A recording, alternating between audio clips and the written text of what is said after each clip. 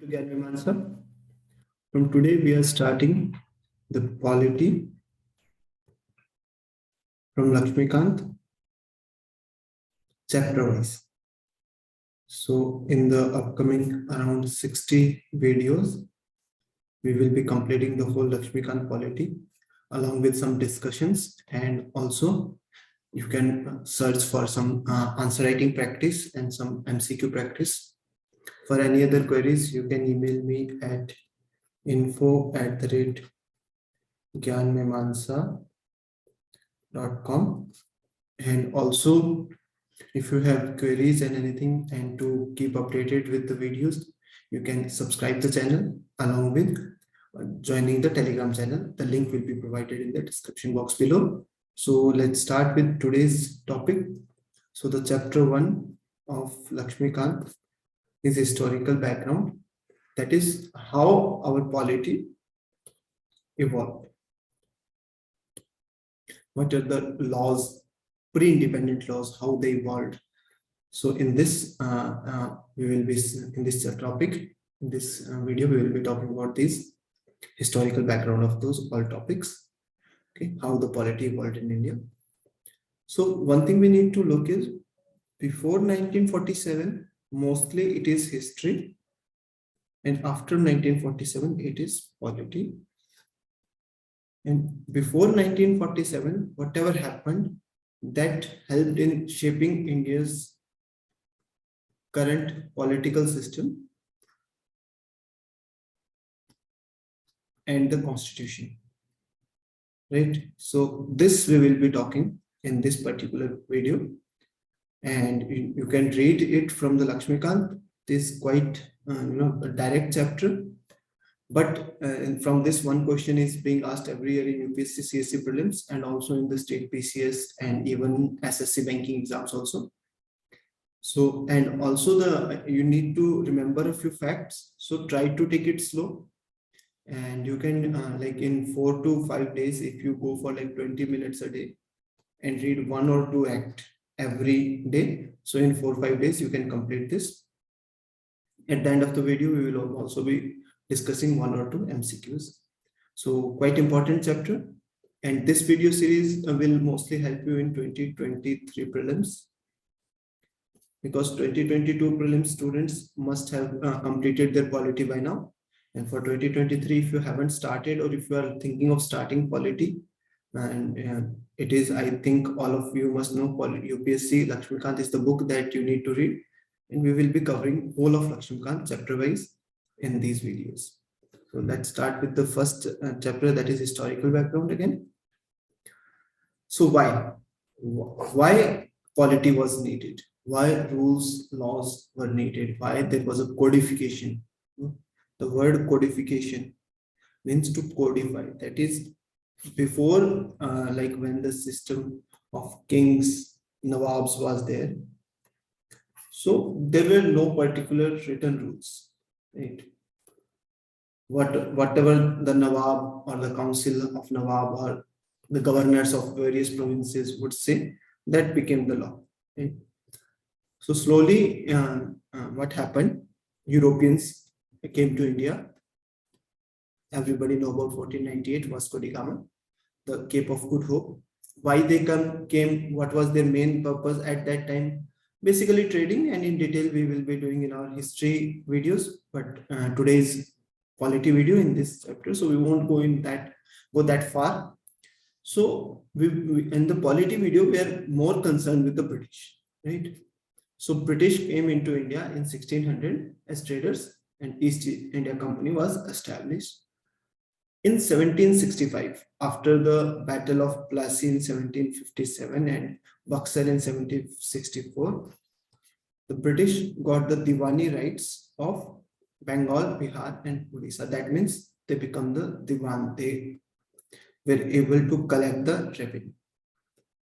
Now the company who was collecting the revenue was under unwritten rules, unspecified rules. Only charter was there. So there was a need to bring some regulations to the company. So Regulating Act came. And as you all know, after the revolt of 1857, the whole of the power got into the hand of the crown, and India got independence on 15th August 1957. So in this video, in this chapter, we will look into the regulations that were passed from 1773 to 1853, that is pre 1857 revolution, and those got passed from 1858 till 1947, that is Independence of India Act 1947. So let's start. These were the acts or regulations that were passed during the company rule. 1773 Regulating Act, amendment in the act came, then Pitt's India Act came, Act of 1786, Charter Act 1793, Charter Act of 1813, Charter Act of 1833, Charter Act of 1853. So basically, if you look into this, so every 20 years there was a charter, right? And in between there were a few amendments, but mostly the charters were for 20 years. That means the British Crown extended the company charter every time by 20 years and made some amendments in between or within the charter itself. So let's look at the first, then we will look into the acts that came under the Crown rule. So 1858, Government of India Act, then Indian Councils Act of 1861, 92, 1909. Then again, Government of India Act of 1919, 1935, and 1947. So these were the 7 acts that came after the Crown rule came in 1858. So first was the company rule, and first act that came was the Regulating Act of 1773. As you must everyone know that this was the first time when the regulations came, and the most important reason was the company employees were very corrupt, and so to reduce the corruption and to regulate the affairs of the company, this act came into force in 1773. So at this time, Robert Clive was the governor of Bengal. Okay. And this act made the governor of Bengal into Governor General of Bengal. That means a little more power to the governor of Bengal, making him Governor General of Bengal. Second is British government now started controlling the affairs of the British East India Company, and there was foundation of central administration. So Warren Hastings became the first Governor General of Bengal, and Governor General was made the governors of Bombay and Madras, made superior to the governors of Bombay and Madras. So the governor of Bombay and Madras were subservient to now Governor General of Bengal. Then there was an establishment of Supreme Court at Calcutta, 1774. Okay, so these were the features of that. Moving on to the next act, that was the amending Act in 1781, also known as Act of Settlement. So what happened is, in the Act of 1773, there was still the corruption, one thing, and second thing was that now Supreme Court came into being, and the power between Governor General and Supreme Court, there were some clashes, right? Obviously, because in the act there was no clear-cut definition defining of the powers of Supreme Court and Governor General, and also the Governor General was given more power, so there was some clashes. For that, act came, and first thing that came was the exempted the Governor General and the Council from the jurisdiction of Supreme Court. So with the 1773 Act, because the power was not clear, Supreme Court tended to act above Governor General. Now, after this amending Act of 1781, also known as Act of Settlement, now the council was exempted. Also, the appeals which used to go directly to Supreme Court now can also be heard by the Governor General. And every inhabitant of Calcutta was now under the Supreme Court, jurisdiction of Supreme Court. And now the Governor General's Council was also given power to frame regulations. So to amend whatever happened in 1773, and as you all know, whenever any policy act regulation comes, there are some issues in that, and to avoid those issues or to overcome those issues, there are amendments.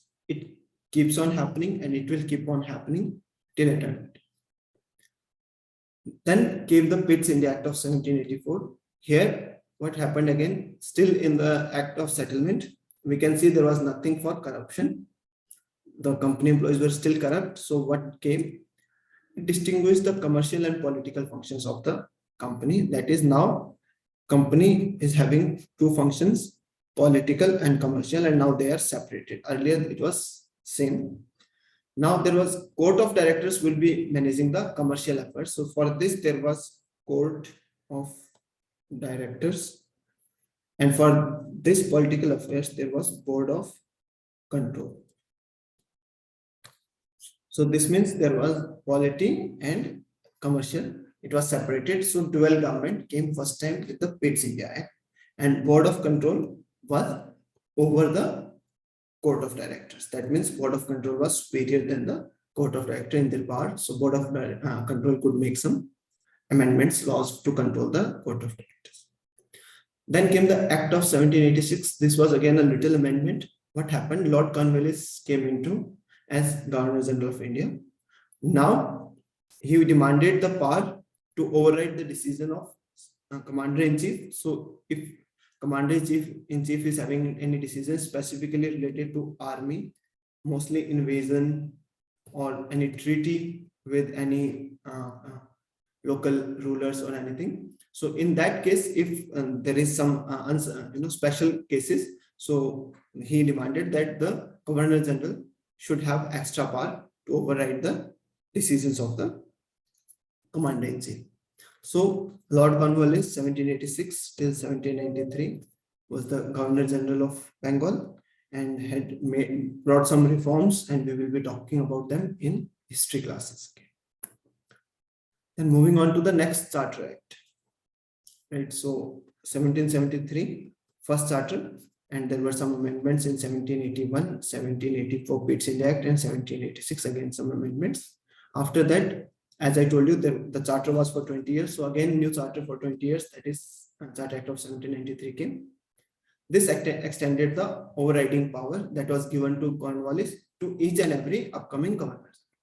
Okay, more powers to control over governors of the Bombay and Madras. As we know, 1773, the Governor General of Bengal was made above Governor of Bombay and Madras. Now the powers of the Governor General of Bengal were still extended, and from 1773 there was trade monopoly for British, because after the Diwani riots they were the sole having all the monopoly over trade. Then it was till 1793. Now it got extended for next 20 years, that is till 1813, till the next charter comes. Okay, so not very important one, but yeah, you can just have a knowledge of this.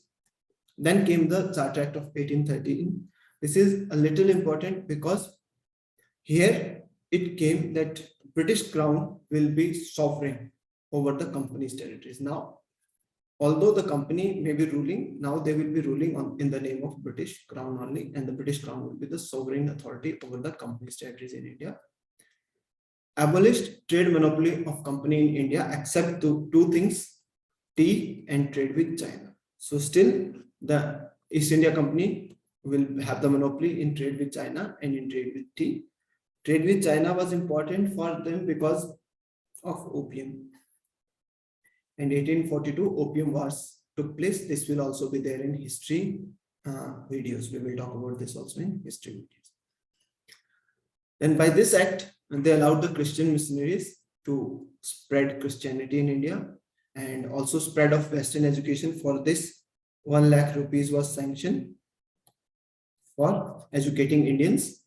Never came into being because this money was only sanctioned, never dispersed. Then local governments were also given power to impose some taxes. Okay, so this was important for two things. One is because it abolished trade monopoly. Second, the British Crown was now the sovereign authority over the company's territory in India. Also, the education part, and we will also talk about education in India during British time in the history. Then came 1833 Act. This was again a little important because, as we know, Governor of Bengal was made Governor General of Bengal from 1773. Now by 1833, he was made the Governor General of India. Okay, so now the Governor General of Bengal had even more powers, and the nomenclature was changed to Governor General of India. First Governor General of India was Lord William Bentinck. So in this, for SSC and banking student, first Governor of Bengal, Robert Clive. First Governor General of Bengal, as we looked at, it was Warren Hastings, and first Governor General of India would be Lord William Bentinck. So Clive, Warren Hastings, and this William Bentinck, Governor of Bengal, Governor General of Bengal, and Governor General of India. We need to remember two more in the upcoming slides. We will look at them. So now the Governor General has been given even more power. So what was the power? Now he can legislate over whole of the British India. And now company became a purely administrative body. That means the total trade functions of company were abolished, including the trade in tea and trade with China. Now company became a purely administrative body under the Governor Generalship of Lord William Bentinck, and he was given power to legislate throughout India accordingly. And again, this also extended the company's rule for 20 years in India.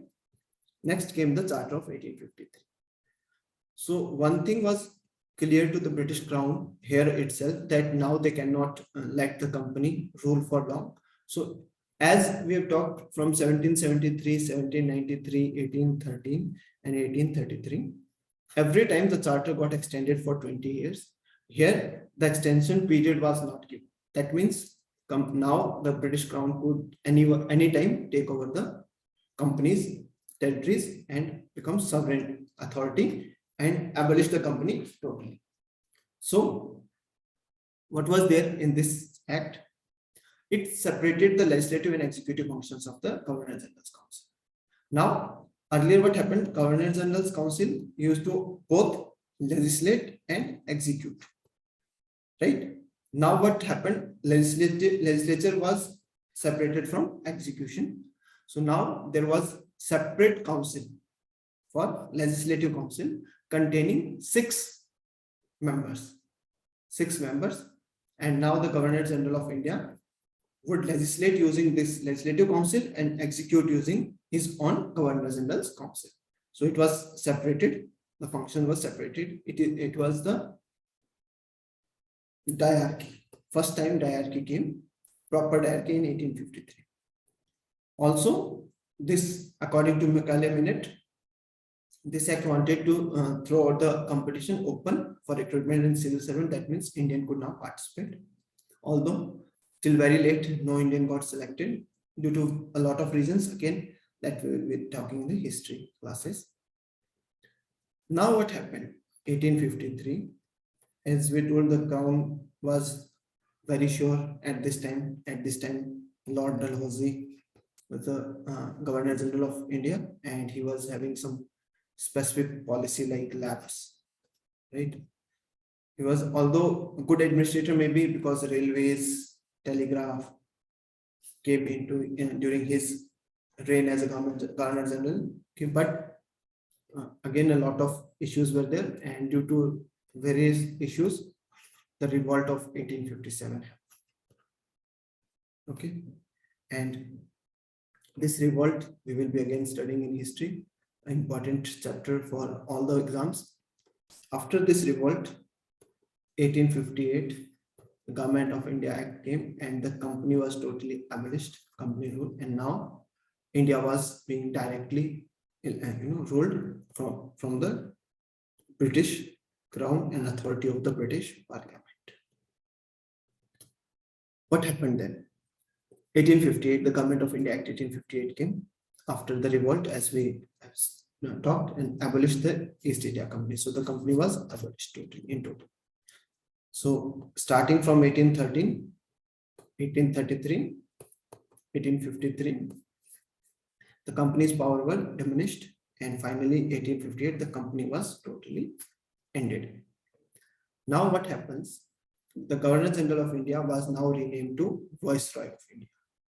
Okay, so last we talked about first Governor General of India was William Benedict. Last Governor General of India was Lord Canning, and he was also the first Viceroy. So earlier in 1857 he was called as Governor General. Now he is being called as Viceroy. Viceroy means someone who is representing the crown directly. So how he is ruling? He is ruling on the recommendation of Secretary of State. Secretary of State would be a British MP, and he and his 15-member council would be governing India through the Viceroy, that is at that time was Lord Canning. And the double government, that is the power of the council, legislative council and executive council of the Governor General was abolished, because now for legislature there was a 15-member council under the Secretary of State, and for execution the Governor General will be, that is the Viceroy will be executive. So this was again a very important part in Indian history. What happened then?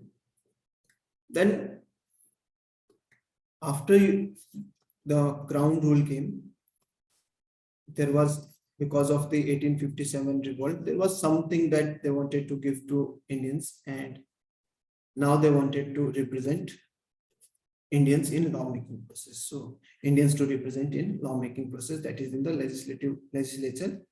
There were a few Indians associated. For this, new legislative council was established for the Viceroy, and for the Bengal, Northwestern Province and Punjab, for 3 states in India, there was separate legislative council, and also the Viceroy could issue the ordinance without the concurrence of the legislative council. So now Viceroy was given the power to bring ordinance.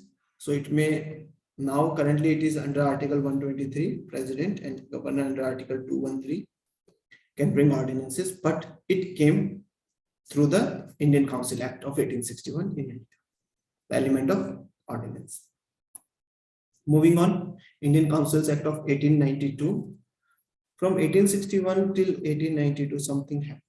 Specifically, a lot of different organizations, Bombay Presidency Association and Pune Sarvajanik Sabha, Madras Presidency Association, and Young Bengal Association, Young Bengal Movement, a lot of organizations came into being, and all of them culminated into, in 1885, into Indian National Congress.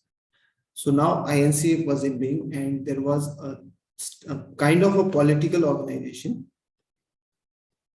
having middle class intelligentsia, rich people and best educated people were there. So they started demanding for some kind of democracy, and due to these demands and to pacify them, Indian Councils Act of 1892 came. Here they increased the number of non-official members in central and provincial legislative council. As we talked in 1861 Act, that there were Indians now associated in the lawmaking process, that is legislature. After this act, they increased the number of members and also they increased the functions of the council. However, now, but also the budget could be discussed now. Although budget could not be voted or anything, but still the Indian members could raise their voice. So there was a very, very, very faint start of little representative democracy, but it came there.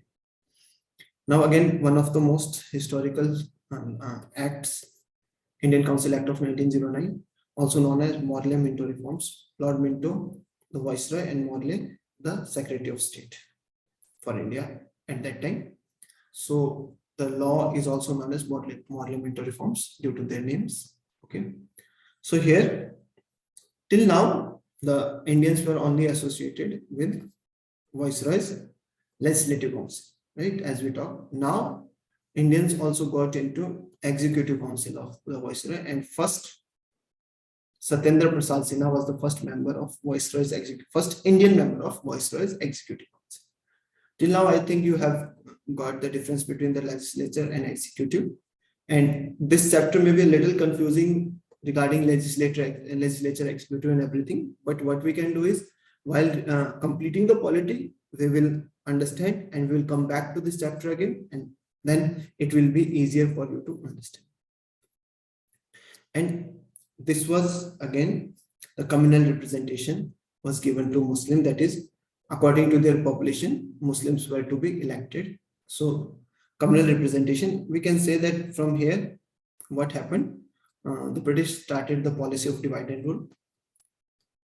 Background, brief background, 1905, Bengal partition, Swadeshi movement, a lot of agitation. In 1906, Shimla Declaration, Shimla Agreement, sorry, and this agreement, Muslims demanded separate electorate, and that was given through this to pacify Muslims, because in 1911 the Bengal was division was to be, partition of Bengal was to be annulled. So British wanted that they should give something to the Muslims at that time to pacify them, and for divide and rule, they started the element of communal representation. Okay. What is now communal representation? Communal representation is based upon the population of a particular community, that is, in this case, Muslims. They will be given representation in the legislative council. For example, 30% Muslims and total 10 seats were there in, for example, in this legislative council. So 3 will be reserved for Muslims, and for these seats only Muslims will be voting, and only Muslim will be competing for the election, and remaining 7 seats will be open. Okay, so this was the communal representation. This is important because it got further enhanced in the further acts of 1919, that is Montague's Transport Reform, and 1935, that is Government of India Act of 1935. Moving on to Montague's Transport Reform, it is also known as Government of India Act of 1919. So Montague was the Secretary of State and Chelmsford was the Viceroy of India. So 1917, Montague Statement or Montague Declaration came, and based on that, there was this act came. There was, with this act, they separated the central and provincial subjects. Like now in Article 246 and Schedule 7 of Indian Constitution, there are 3 lists, union list, state list, and concurrent list. So by this, they also got this separation of power between the center and the state, basically division of power between the center and the state, giving them central and provincial subjects. So states were given subjects to legislate, and the center was given other subjects to legislate. And in the central subjects also, there were 2. One is transferred subjects and other was reserved subjects. The reserved subjects were totally to be taken care by the Viceroy Executive Council, right? Again, as you know, when there is separation of power, executive are to execute, not legislate, but the reserved subjects were again legislated by the Executive Council, and transferred subjects were legislated by the elected council. The word and then the dual scheme of governance came, that is diarchy, again the separation between the legislature and executive, which got abolished from the 1892 Act. Now there was also extended the communal representation to women and other minorities. Okay, and there was a creation of new High Commissioner of Office in London. There was a lot of opposition to this because the High Commissioner and all his expenses were to be paid from the Indian Exchequer, Indian funds, so huge losses to Indians. Then Public Service Commission was established under this act in 1926.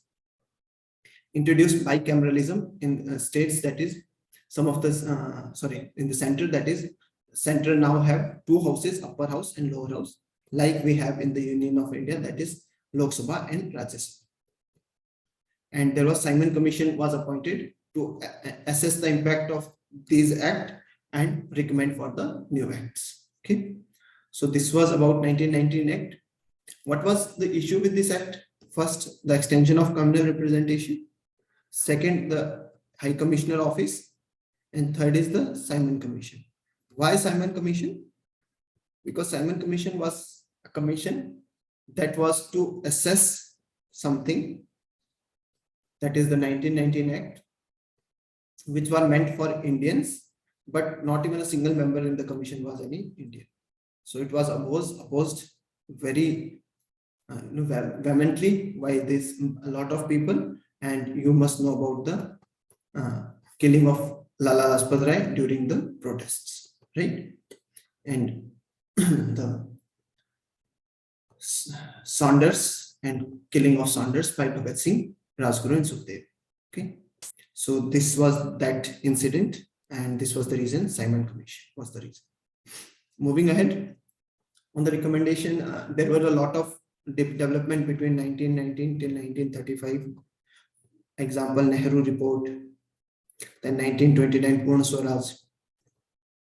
Various Congress meetings were there, right? Sessions were there, and a lot of things happened. Again, that is the part of history. We need to focus directly on the Act 1935. So this was one of the most extensive act, and by this time it was quite evident to the British also that they may not be able to rule India for long. So now they started some leniency, some more representation and everything for Indians. So this act was extensive, as you know, it contained 321 sections and 10 schedules. Even our first constitution was 395 acts and 10 schedules, 8 schedules. Okay, that came into force on 26 January 1950. So you can see how much extensive this act was. So what was this? Establishment of All India Federation, diarchy in provinces, and also provincial autonomy. So elections happened in provinces, direct election, and in a lot of provinces, the Indian National Congress formed the government. Establishment of Reserve Bank of India, 1934, RBI Act 1934. You know that, and it is still going on. Establishment of Provincial Public Service Commission. As you know, 1926, Central Public Service Commission, then provincial was started, and there was establishment of Federal Court 1937, which is the Supreme Court today. And the communal representation was further extended by giving representation to the Dalits. Okay, for this there was 1932 Pune Pact, and we will again talk about this in the history part. So 1935 Act, although a lot of features of this act did not came into being, but a lot of features are still present in India through the constitution. So features like parliamentary form of government, okay, the governor's office, a lot more features, the list and everything, diarchy in provinces, autonomy, provincial autonomy, etc. are taken from this 1935 Act. Moving on to 1947, it ended the British rule in India and declared India as an independent and sovereign state. 15th August 1947. It was based on the partition, which was based on Mountbatten Plan. So there were a lot of plans starting from Cripps Mission to Cabinet Mission to Revolt Plan to Mountbatten Plan. A lot of plans were there based on Mountbatten Plan. India got partitioned into 2 countries, and this also, all of these are very important for history. Also granted it was again one important point of this act is that the peninsular states could join India, could join Pakistan, or remain independent, and still one of the reason for the Jammu and Kashmir issue. Okay, and now the office of Viceroy and Secretary of State was abolished because Indians would now be governed by the Indians only, and empowered the Constituent Assembly to form the constitution. So this was the India Independence Act 1947, 15th August 1947, and after this the assembly was able to prepare an extensive constitution, and on 26th of January 1950 the constitution came into force in India. All the provisions of few of the provisions came into force on 26th November 1949, and from 2015 onwards 26th November is celebrated as Constitution Day. So this was all about the historical background of how India's constitution came into being, what were the rules during the British time, few rules and few acts that were there. And now we know that on 26 January 1950, our constitution came. So in the next video, we will be talking about what are the features of the constitution, Indian constitution, how was it made first. So the time from 1946, when the Constitution Assembly was constituted, till this time, what were the debates, who was the, which committees were there, and what was the purpose of the committees, from where the Constitution has been borrowed and things like that. So we will be in next two chapter, how the Constitution was made and how, what are the salient features of Indian Constitution we will be studying. So these are a few questions. Consider the following statements.